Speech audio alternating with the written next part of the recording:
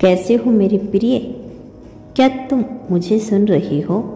जो मैं अब तुमसे कहने जा रहा हूँ, इसे ध्यान से सुनो। ये मेरा दिव्य संदेश है। अगर इस समय यह शब्द तुम्हारे हृदय तक पहुँच रही है तो समझो मैंने तुम्हें याद किया है। मेरे बच्चे, तुम किस राह पर हो?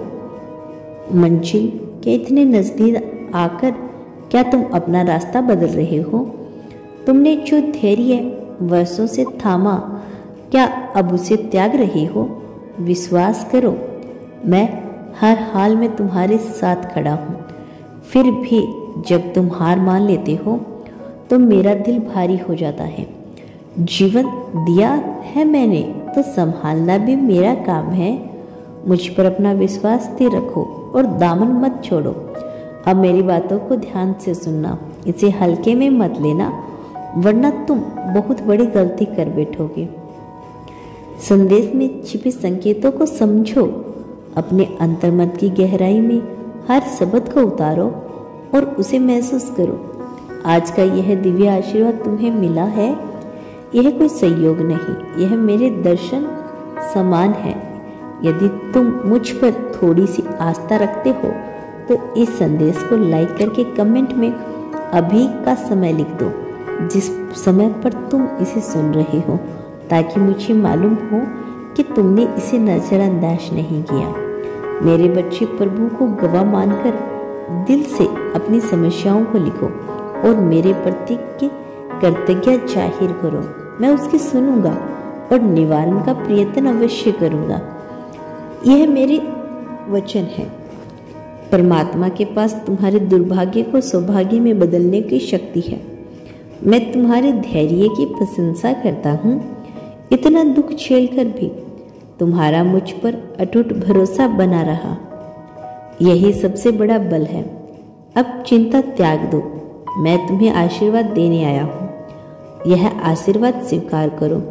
तुमने सदैव अपना आचरण नेक रखा, इसीलिए कदम कदम पर तुम्हें ईश्वर का सहारा मिलता आया है। फिर भी अचानक नकारात्मकता ने तुम्हें घेर लिया। तुमने एक क्षण में अपना विश्वास कम कर दिया।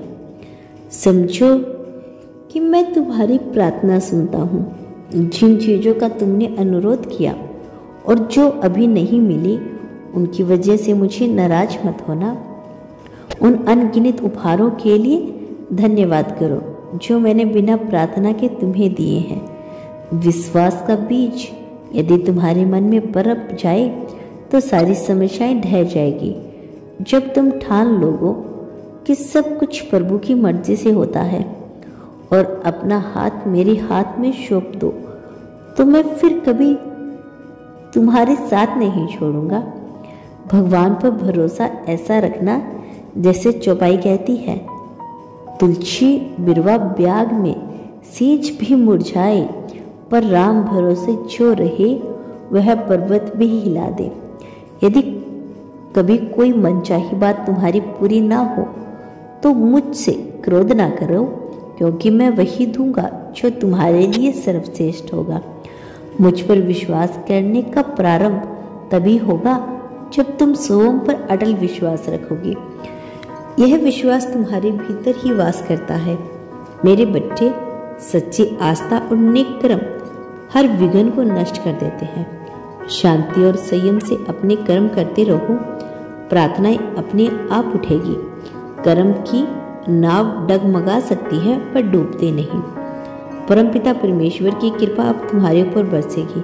तुम हमेशा दूसरों की सहायता का विचार अपने मन में लाती हो, इसीलिए मुझसे तुम्हारी सहायता करने आना पड़ा।